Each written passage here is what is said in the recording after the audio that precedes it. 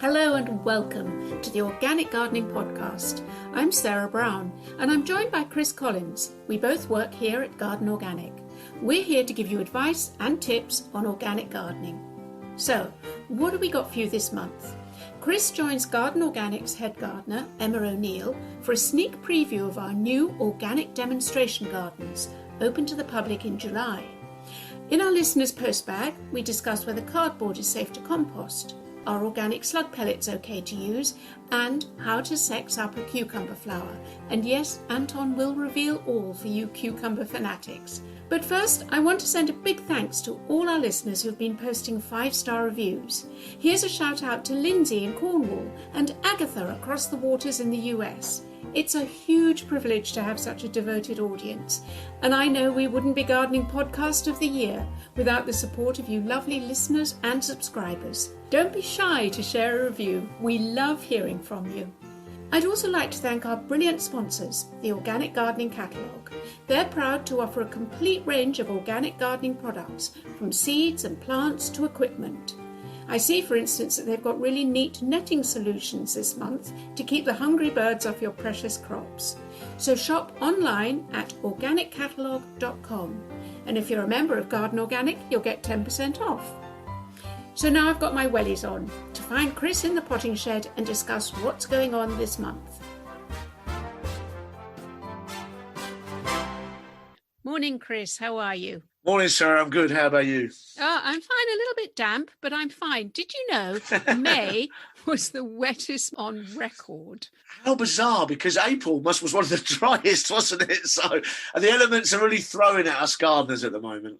I think, as you've always said, a gardener is also a weatherman, and we just have to wonder what June is going to bring, but we really have got to be on the ball, and it's whether the soil is going to be too damp, dry, too dry. You know, you've just got to keep your eye on the ball all the time. It is a weatherman. You use your senses to be a gardener. You know, you feel the air, look at the compost, you look at the soil. You look at the sky. You've got to really kind of use those senses to make your judgments, and that makes it so exciting in some ways, even if it is a bit of a pain sometimes.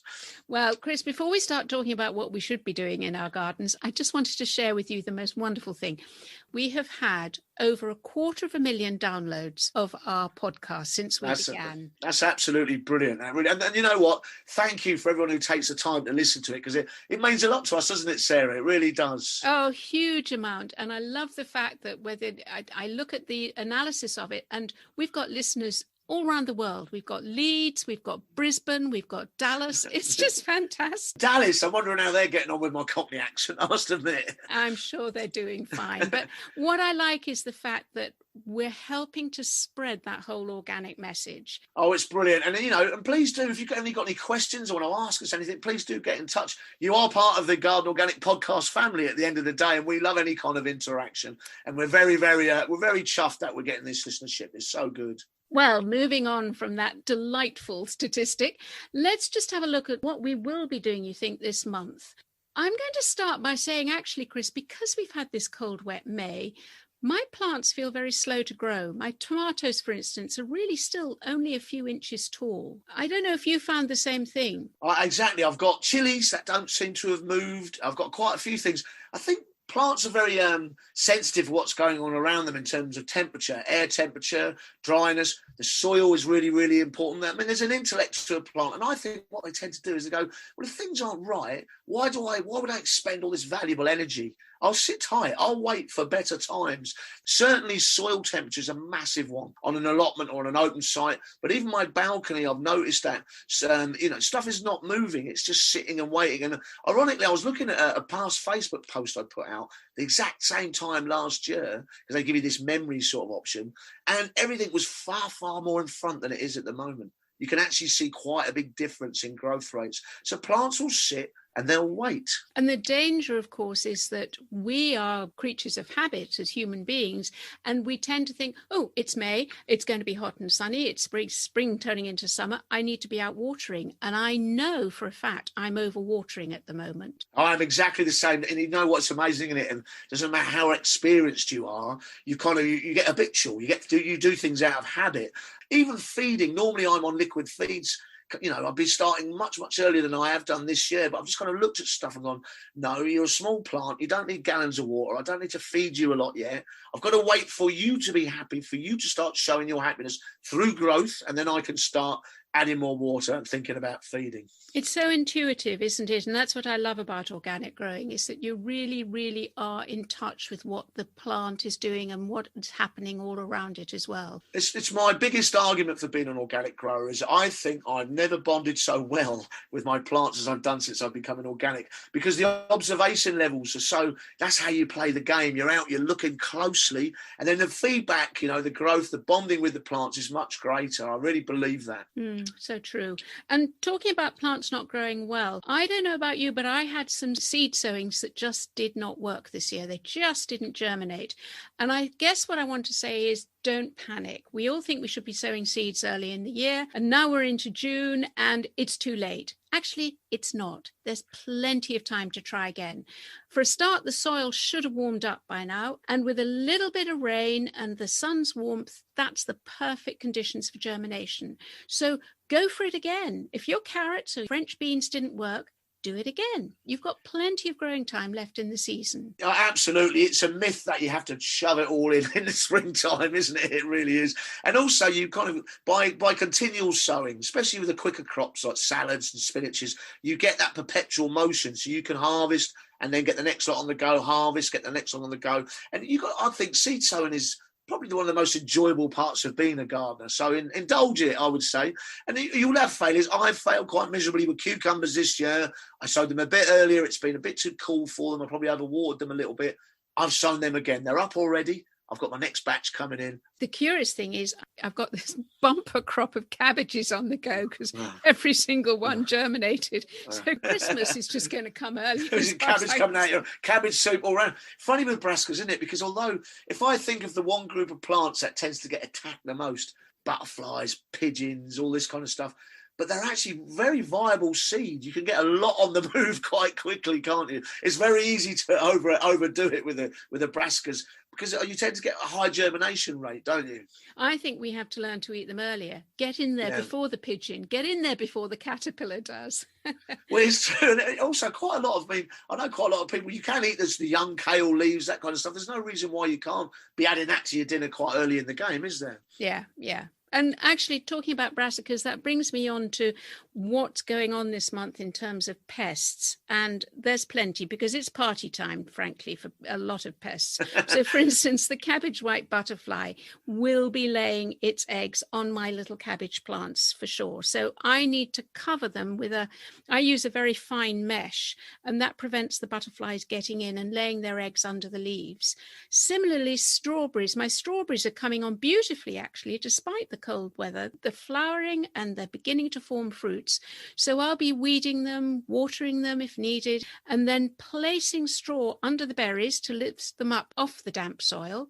And then I put netting over the top, and that netting has to be really, really firm, because Mrs. Blackbird will get in there as fast as she can before I can, and I don't want to get her trapped in there. So make sure, if you're putting out netting to stop the birds getting, whether it's your peas, strawberries or whatever, make sure it's really firmly fixed and there's no gaps, and then you won't get any disasters with birds getting trapped. That's the thing with strawberries. All life likes a strawberry, don't they? I tend to use a good tip is I buy a box of tent pegs and I pin them down with that.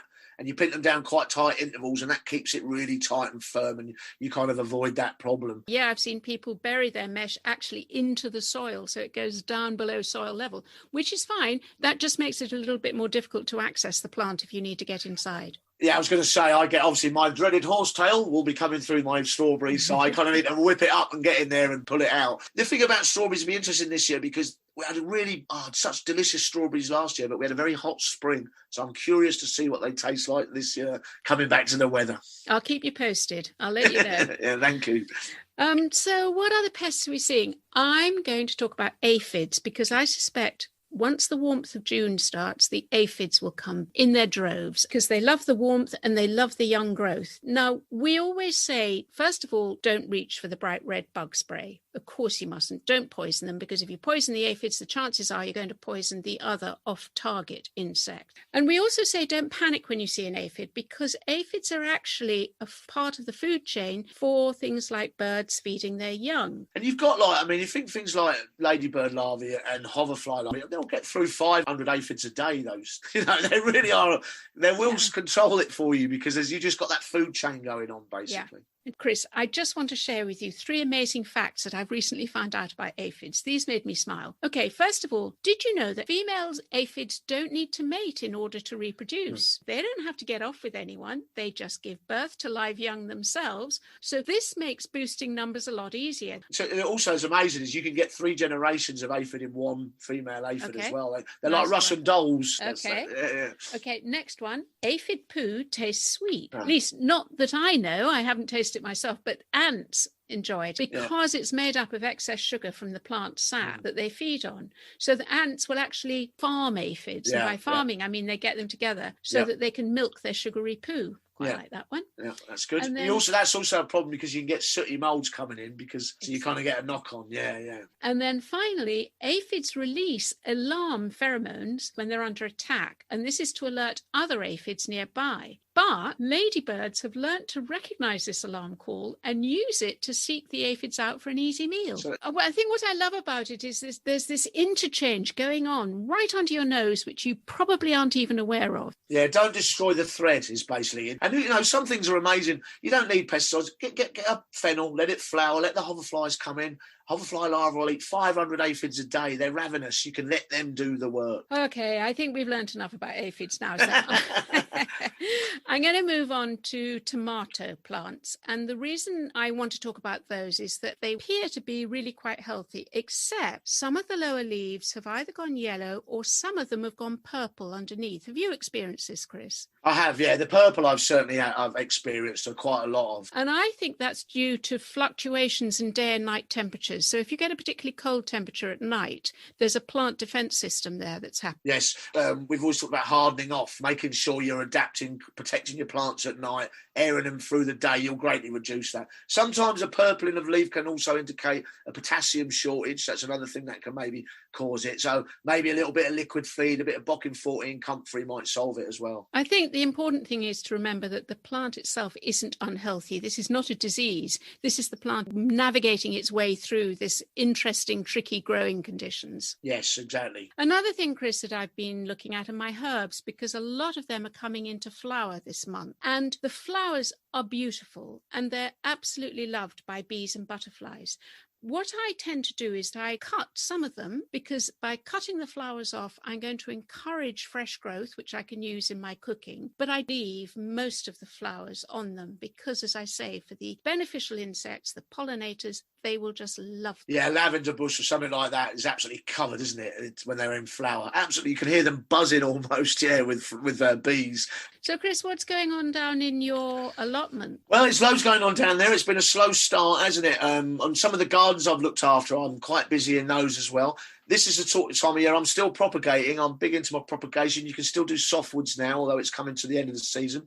But what I like to do this time of year is do a thing called layering with shrubs. What that means is I'll take a lower branch of a common shrub like viburnum or fatsia or deutzia, weigelia, and I'll bend it down to the ground. I'll maybe put a little bit of soil and sand mixed together, but I'll scrape off the underneath of that branch. So I expose the cambium, the vascular bundle, and I'll pin it to that bit of sandy soil with a tent peg, and then I'll let it root. And that means I can come along maybe late winter or early spring, sever that branch away, and I'll have a new plant. It's another one of those, if you want to keep a plant, give it away type things, where I can then give it to friends and they can have it in their garden, and I've just managed to sustain that species. That's such a good tip. And also, presumably, you are propagating a plant in soil and an area where it's happy, where it's growing well. So you're going to get a good, strong plant as a result. 2 things I believe in is local buying, and I believe in grown locally, because exactly as you described, they're adapted. They're already in those conditions. That's a really good organic message. Thank you. Well, I hope it's a great month for you. Well, I'll still be out and about. I'll always enjoy it, that's for sure, getting that fresh air. And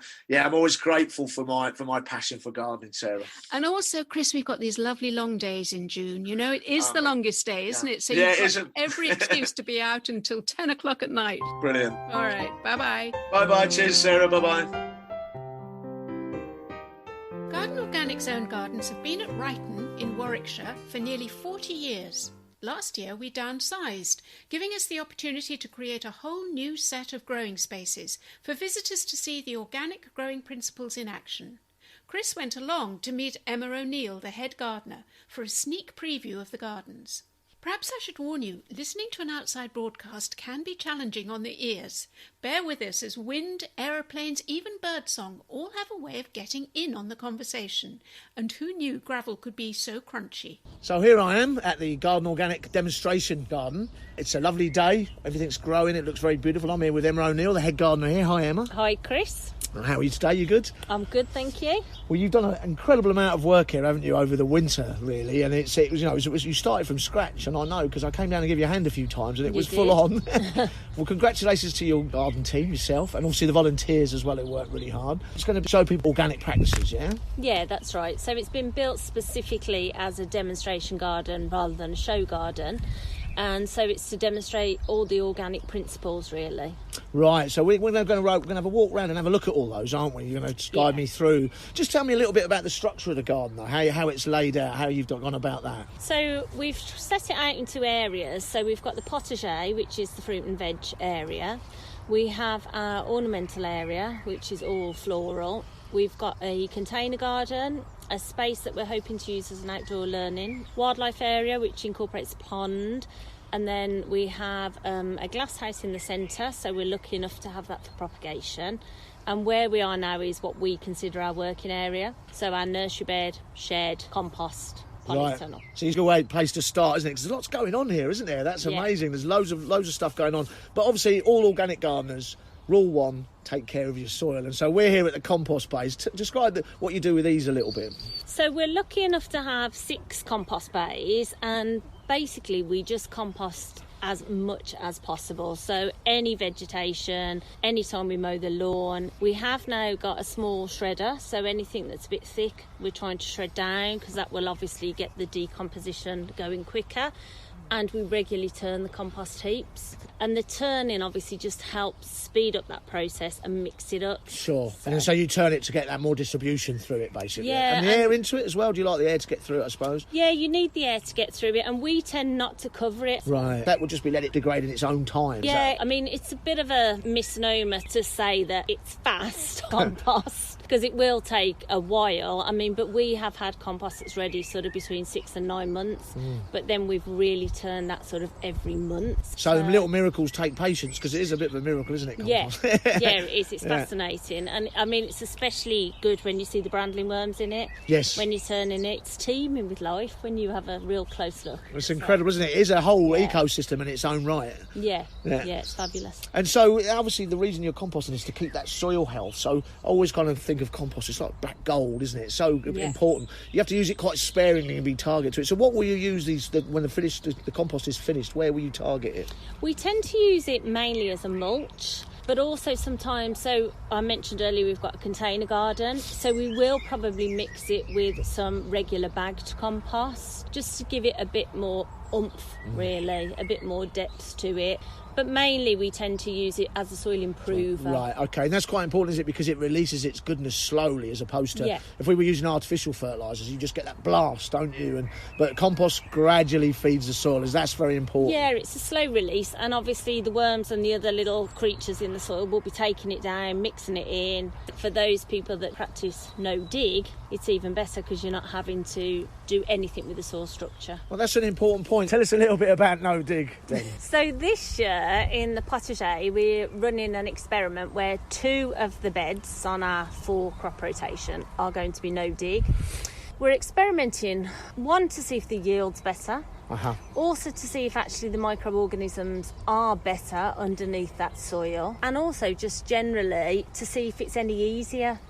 Because one of the things that it's sold on is that it's far less weeds. Yes. Easier to maintain. So what they're saying is if you keep disturbing the ground, you're inviting the weed species in, and that doesn't happen if you're no digging. Is that exactly. And you know yourself, if you expose any weed seeds to the light when you're digging, then they'll start to germinate. It should, in theory, keep the weeds down. I'm a bit old-fashioned because I actually like digging. Yeah, me too. I'm just saying, no gardener would deny that, I don't think. No. But it's interesting you mention it because we've got new knowledge now, new science. We're discovering more about soil, and so old ways are not necessarily the best. So we're discovering new things, aren't we? Exactly. What we're thinking is really that the organisms in the soil are doing the job for us. I suppose that's the thinking, isn't it? Yeah, they are. And of course, when you're digging the soil, you're damaging the structure and you're damaging their own little microclimate, their habitat. Yeah, so you reckon they're home in a way, aren't you? Exactly, yes. Well, speaking of all creatures great and small, I'm dying to have a look at the pond, and let's talk a little bit about wildlife gardening. So, Emma, we're sitting by this beautiful pond, surrounded by no-dig beds, a beautiful glass house in the background. It really does look amazing. Obviously, an organic garden is a shared space. It's a shared with all of the nature and and you want to get that balance going. Give me your tips for wildlife gardening and biocontrol maybe as well. Well, we're lucky because we've got enough space to have quite a decent-sized pond. If you can incorporate some water somewhere, that is a great thing because you attract quite a lot of beneficials. So, you know, the toads, the frogs, the newts, all of those things that will eat a lot of pests that you get. Also, you create like this habitats. We've got plants that have a lot of foliage. They flower at all different times of the year, so there's something throughout the whole season. What we've created here is got an actual wildlife border, and there that incorporates bug hotels, plants that have evergreen foliage. We've got the grasses, so things can hide in it and overwinter. And then it's backed on by this yew hedge, which, as you know, recently lots of people have been talking about hedging and how important it is. It's pretty key for wildlife, really, including the birds, providing shelter, winter food. So I think you just need to try and be as diverse as you can. Even in the veg garden, if you can get some flowers in, it will help with beneficial insects, it will deter pests, and it just creates sort of a better balance, I think. So you bring the pollinators in, that kind of thing, Yeah. and you'd want stuff like the hoverfly larvae, that sort of thing. Yeah, exactly. So the hoverfly larvae, the ladybirds, the bees, and obviously the better the pollination, the better the yield's going to be. Having the flowers around to bring them in initially is great, really, and we find that works really well. And this year we are intending to put a lot more companion planting in. Previously we've kind of planted, say, a block of flowers and then the rest has been veg. This year we're going to turn that around a bit and try and have more flowers growing amongst our veg. So you're going to interplant. I do it on my allotment where I like to be quite free with it. Is that what you're going to do? Yeah, and also I think because we've decided this is more of a potager, we want it to look pretty at the same time as well as functional. Brilliant. So when we get visitors here, they'll be able to see the examples like the yew hedge here, so they can come along and get those ideas from the garden. Yeah, we've also got the thuya hedge that is also evergreen, and both of those are great examples because they can be cut back hard. Right. Whereas some of the conifers, as you know, if you cut into them, they'll brown up. And then they won't rejuvenate. And then behind us, we've got the British native hedging. That just provides another dimension, extra food, and because it's British and it's native. Yes, you're going to hear bird life and all the goodies coming in. Yeah. And just a little bit before we finish and move on, is it difficult to look after a pond? Does much maintenance go into that? We haven't had too many problems with it. We're surrounded by hornbeams, so we do have to remove the leaves, and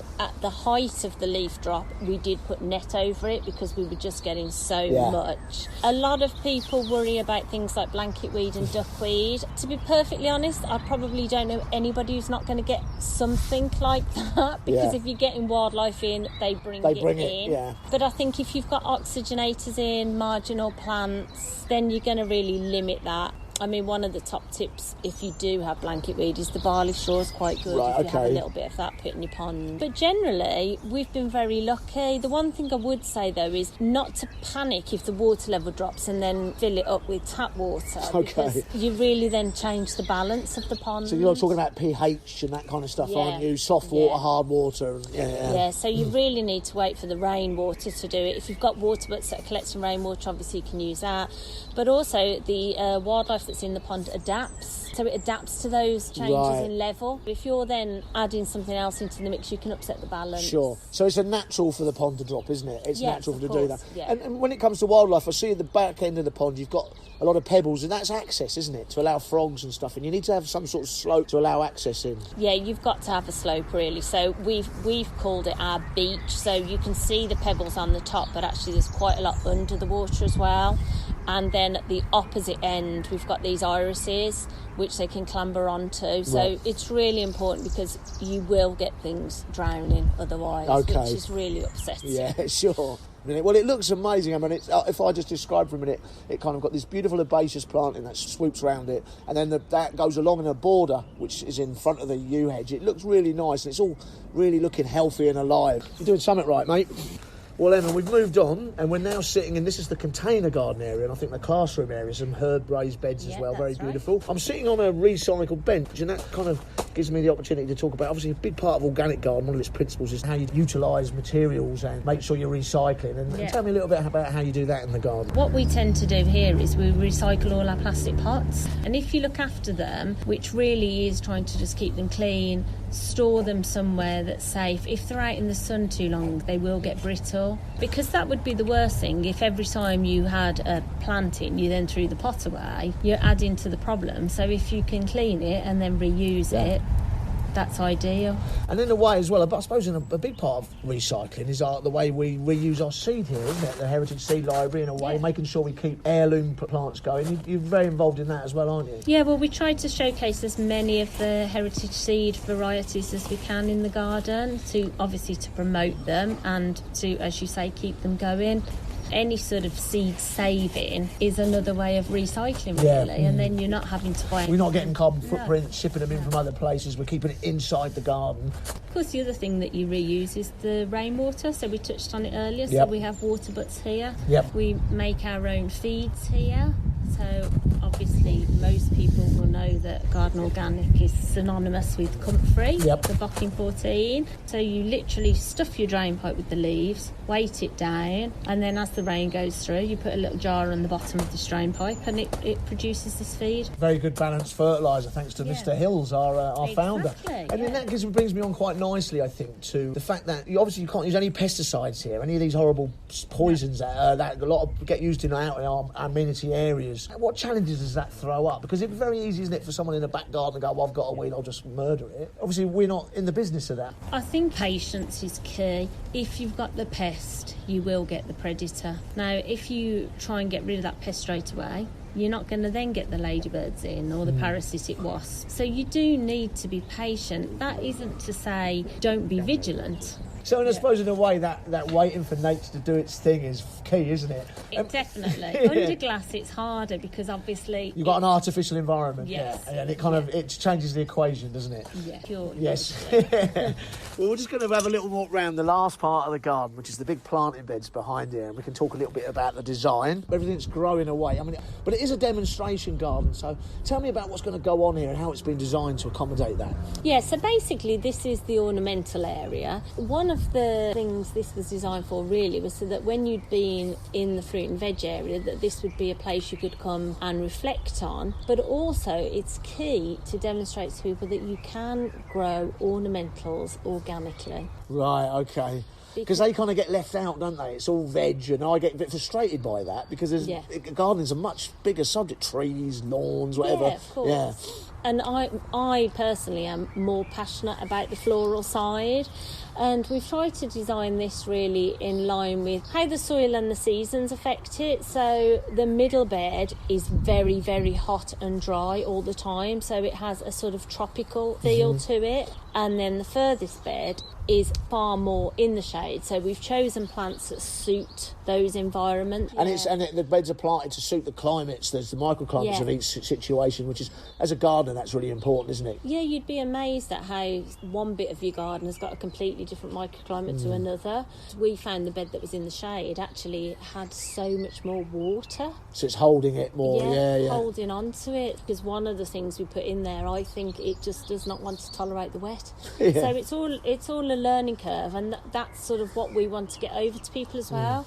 And don't be afraid to make mistakes. Yeah. Everybody does it, and you might love a particular plant and think, well, I really want it, and you put it in, and it just might not do. Yeah, sure. I think wisdom is born from error is a good gardening motto in many ways.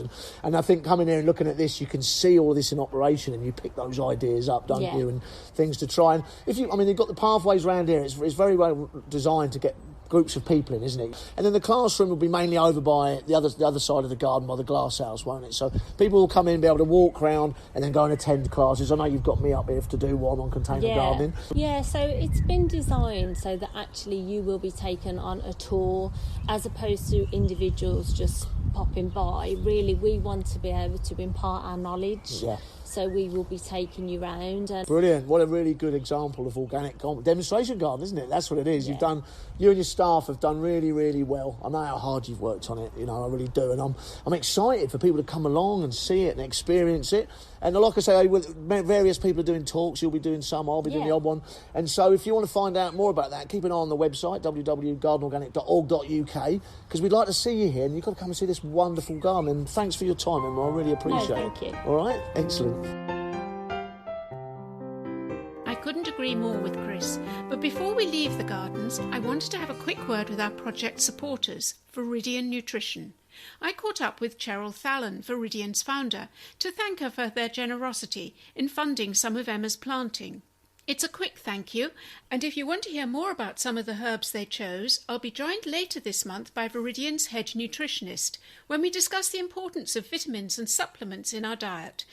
Think of it as a little virtual goodie bag if you can't get to the gardens themselves when they open later this summer. Good morning, Cheryl. It's very interesting that Ryton became involved with Garden Organic. What was your thinking there? Oh, I've been a huge fan of Ryton Gardens for many years. Ryton is only 5 miles away from the beautiful organic gardens there, so we visited many times. So when the opportunity came up to sponsor this new demo garden, we were absolutely thrilled to get involved. Clearly, the green synergy between Ryton and Garden Organic is very clear. You're very based on education and you have a huge passion for the environment, just as we do. Can you tell me a bit about Ryton? Well, that's very easy. Ryton's my baby, and I fell in love with the natural products industry when I was 18 as a vegetarian. I started working at health food stores when I was 21. And just the whole natural products area and the whole ethos, the movement really captured my imagination. Actually, quick question, why the name Ryton? Ryton's a beautiful colour. It's when the astronauts went out into space and they looked back at the Earth was described as the colour Ryton, and that just captured my imagination. And, I'm a big fan of Gaia and the whole belief in the whole spirit of the universe and the spirit of the planet. And I felt Ryton, the name, really represented what I was trying to do with our supplement company. That's a beautiful image. Tell me then, what is an ethical vitamin? Yeah, it's a strange one, really. I didn't coin the word ethical. When we first launched, there was a magazine called Here's Health and another magazine called Ethical Consumer. And both of them used the term ethical when they described Ryton. So immediately, being a bit of a wordsmith and marketeer, I leapt all over that, and we used the leading brand of ethical vitamins, because we were the only ones that were exploring purity, the environment, and also had a charitable donation program. And that, I think, is really the 3 pillars for Ryton's ethical positioning. So it ticks all the boxes of people, planet and profit, I'm guessing. Absolutely. And you also source organic products where possible. We do indeed. We now have more than 220 supplements in the range, about 75 of which are certified organic by the soil associations. And we're very proud of that. There's no other company in the UK that has as many organic supplements within its range as we do. Cheryl, just out of interest, are you a gardener yourself? I'm a Londoner, and so concrete is really my comfort space. I can't deny it. But we moved out into beautiful Northamptonshire about 20 years ago when we set Ryton up. And I've become much more a fan of the wild open spaces. We now have an acre at our home that we're gradually converting into a full organic garden, which I'm very excited about. As a Londoner, you're getting your hands dirty in the good Northamptonshire soil. For the first time in my life, it's true. It's a bit scary, the reality of getting out there in the garden. I find it quite intimidating. I've got great admiration for gardeners. I think it is when you as I say, as I come from London and the concrete world, it can be quite scary to be out there. But the pleasure that you derive when you really overcome that is extraordinary, and the peace of mind and everything that goes with it is really rewarding. Thank you very much for joining us, and thanks to Ryton for sponsoring Garden Organic's lovely demonstration garden. Thank you very much, Sarah. It's been a pleasure.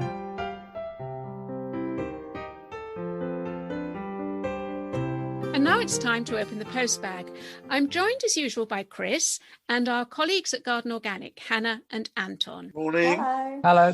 Hannah, what have you got for us today? Well, the first question is about cucumbers. So someone's contacted us to say their cucumbers have started flowering and they were told they should remove all the male flowers. Is this necessary, and how do they know what a male flower is? Anton, can you kick us off with this one? The main reason that you are told to remove the male flowers is that when they pollinate the female flowers, it can end up making the cucumbers taste bitter. However, there are a few complications behind that according to what sort of variety and the conditions that you're growing under.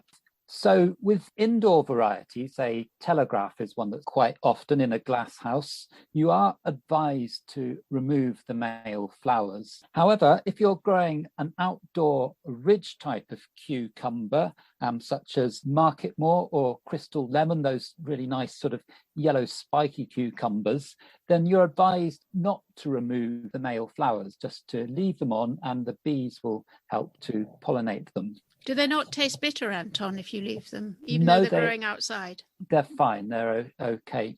So you might want to recognize what a male and a female flower looks like. And actually, this is really very easy. A female flower has got a little fruit underneath it. You can see a little sort of ball of the fruit forming just underneath the flower. So that's obviously a female flower. So you want to leave those ones on the plant. The male flower just has a long stalk, no fruit at all on it. And often those are the ones that appear first. So those are the ones that you need to remove. So really, it's quite easy. I think it's quite a satisfying job, actually, just going around and looking at the flowers and removing the ones that shouldn't be on there. I guess it's the overall to understand what you're growing. That's right. There's also another complication. Sometimes there are varieties which are listed as F1 all female varieties.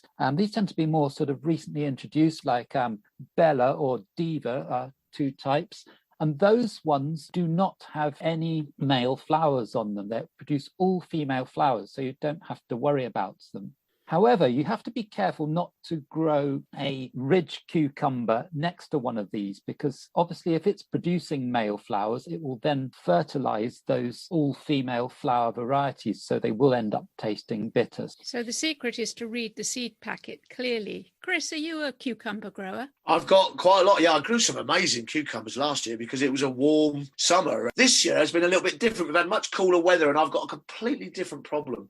And that is I get withering on the stem of very young plants. So when they get up to like 4-leaf stage, quite small leaves, the stem starts to wither and they collapse. And I think Anton might be helping me out here. I've got a feeling that is probably due to the moisture content in the soil.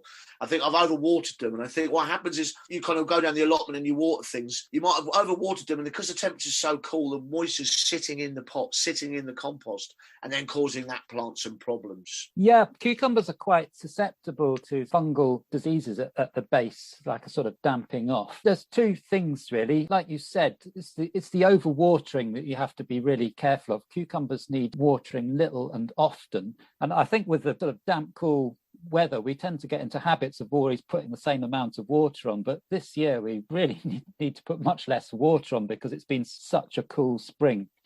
The other thing is when you plant out your cucumbers, don't plant them too deep because that leaves a layer of sort of wet soil around the base of the cucumber and that makes them more susceptible to rotting. So does that include when you're pricking out? Because as a rule, when we prick out, we tend to plant quite deep, don't we, down to a cotyledon, so you get rooting on the stem. Do you avoid that rule with cucumber? Definitely, yeah. Don't put them too deep, just for the same reason that sort of damp soil around the stem can make them susceptible to rotting off. Another tip that I heard was that cucumbers like a good nitrogen feed. And this is brilliant because I'm overrun with stinging nettles at the moment. So if you just cut down as many nettles as you can bear to, put them in a bucket, fill it with water, soak it for a month, you've got a very high nitrogen feed for free and your cucumbers will love it. Yeah, I agree. It saves you having to spend money on those expensive plant feeds and it's more environmentally friendly as well. Brilliant. Thank you ever so much. So question number 2, I'm using organic slug pellets and I'm worried they might harm other wildlife. Is this the case, Sarah? Okay, so I guess many of us resort to slug pellets at one time or another, but certainly some are more poisonous and more dangerous than others. It's the ones that have metaldehyde in them that are the most poisonous ones, and they really should have been banned, and there was a legal loophole which prevented it happening. But the good news is, as of next March next year, there will be no more slug pellets with metaldehyde in it. But you can get organic slug pellets, and they contain ferric phosphate. This works on the slug's gut. It alters the metabolism within the gut, and that causes them to stop feeding, and then they die within 3 to 6 days. It sounds as cruel as it is, but it is considerably less toxic than metaldehyde. There's still a problem, though, with the other ingredients in these tablets. These are chemicals which help bond the iron molecules and make them more toxic. These ingredients are known as chelators. Sorry, I'm getting a bit scientific here, but these chelators also will have a poisonous effect on the soil life, such as earthworms, if they're consumed in large quantities. So you can't get a totally poison-free slug pellet. So my advice would be use them if you have to, but if you do use them very sparingly. Really, just a very light sprinkling usually works. Chris, how do you deal with slugs? Well, I agree with Sarah there in the fact that I'd only use them as a last resort, to be honest with you. I only use it as a very last resort. We had a very dry early spring, and then and the rains came and the slugs awoke and the snails awoke. And I kind of noticed one thing about how they operate, and that is in my cloches down the allotment, I see the younger plants are the plants that get attacked. So if I've got slightly bigger plants, slightly bigger tomatoes or slightly bigger peppers, chilies, they tend to get left. It's the little ones, four-leaf stages, are lovely and fleshy. They tend to go for those. They tend to rub those out. They obviously like the plants with less lignin in the leaves, less lignin in the cells. They don't like the older material. So just be aware of when you're putting stuff out, I think, and what you're exposing it to. The slugs and the snails will go for the younger material. And I tend to find that the most crucial part of protecting my plants from these pests. That's such a good point, Chris. And I think especially this time of year, and when we've had this particularly damp month of May, there's so much lush dampness and young green growth. It's just like one big party for the slugs at the moment. You can't really blame them, can you? You know, it's just how do we get a compromise? Is what it's about. I kind of had 8 peppers in a tray, and I put them down. They were quite small, and they ate 6 of them, and I was gutted about that. Just take 2. Just take 2. Leave the other 6. Come on, play the game. Chris, I think another thing that's quite key in this is letting your plants harden off. We talk about the lush young green growth. It's getting the plant a little bit tougher, isn't it, before we put it out? Well, I kind of think, I suppose a hardening off, you could say, and it's a very tradesman's expression, but maybe a better one is you've got to acclimatise them. So that means basically you've got to get them used to that outdoor life. So you've got them in a mollycoddle propagator or a cloche or a cold frame. They're happy, they're growing away. But if you suddenly put them out and it's windy and a little bit cooler, then and they're all flesh and all soft and fleshy. Suddenly the slugs will be on them, the wind will damage them. So just what to do is just put them out, let them sunbathe for 3 or 4, 5 hours every day, then bring them back in the evening so they don't get that exposure. And gradually what will happen is that will make your plants tougher, get the lignin into the leaves and make them much more resistant to slugs and snails. Brilliant, thanks both. So our third question today is about composting cardboard. So a listener has been told that the inks on cardboard have heavy metals in them, so they shouldn't put them on the compost heap. Is this true, Anton? This is quite a tricky one. We sort of researched this, and there's quite a lot of conflicting information out there. First of all, I want to say that the cardboard is absolutely fine. It's just obviously made from recycled cardboard or wood pulp. And also the glues in cardboard are fine in packaging. They're all made from Dutch. The printing ink, which is what we're asking about, most of it is actually made from soybean oil nowadays. Most inks are vegetable based. Now, the pigments, they are mostly made from organic compounds, which will break down quite quickly. But there is still a chance that there may be some metals which are put into inks to give them their bright colours. Those are quite sort of heavily regulated, the amounts that are put in, especially if the cardboard has had anything to do with food packaging, then the regulations are even more strict then. So we're talking about really tiny amounts, because when you think about the amount of ink which is actually on cardboard, it is pretty small. And a study done by the Centre for Alternative Technology did actually say that the amounts of contaminants were very, very small. So in moderation, I would say it would be okay to put them in your compost. I wouldn't be piling in loads and loads of stuff with really sort of bright coloured inks on it. People are often worried about glossy materials as well.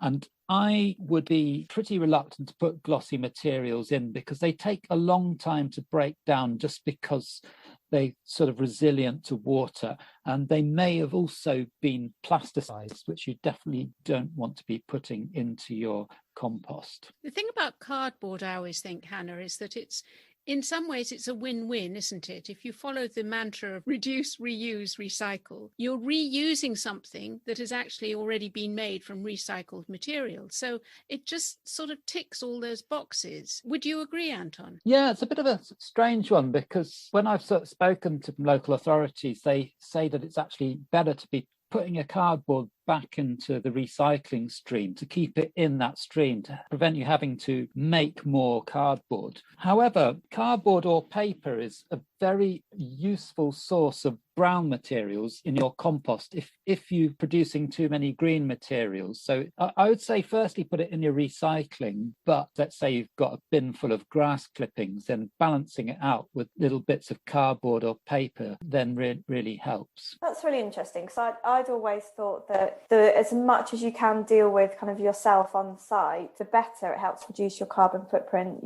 stops the transportation to take it to a recycling centre. But what you're saying is that's not necessarily the case here, actually. Because they will be using virgin wood product to make fresh new cardboard. So cardboard is actually one of the examples of where the closed loop system is actually working with recycling. We know it's not with plastic. Plastic hasn't yet closed that loop completely, but with cardboard, it actually has. Exactly. You're sort of preventing more sort of raw materials having to be put into the stream and closing the loop, just like you say. So as a summary, cardboard, stick it in the recycling if you can, but it is a useful addition to the compost heap along with paper. Don't worry too much about the inks, but perhaps try and go for the cardboard which has less ink on it. Exactly. And thank you, Hannah. Those are 3 really good questions. I enjoyed those hugely.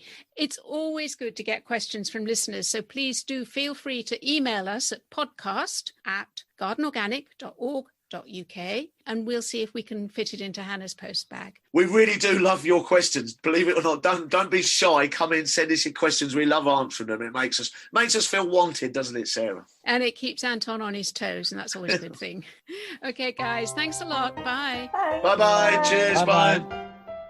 Well, sadly, we've now come to the end, and if you want to follow up on anything you've heard us discuss today, then go to the Garden Organic website. That's gardenorganic.org.uk.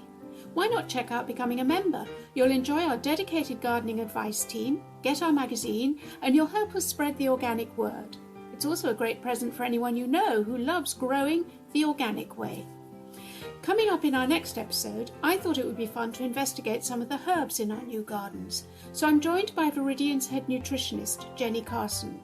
That'll be a little bumper listening package for you mid-month.